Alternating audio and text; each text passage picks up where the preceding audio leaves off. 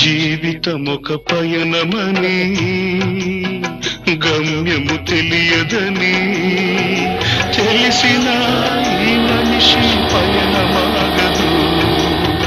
జననం ధర్మమని మరణం కర్మమని తెలిసిన జనన మరణ చక్రమాగదు.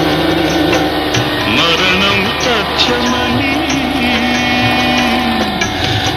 జీవికి తప్పదని తెలిసిన ఈ మనిషి తపనమాగదు.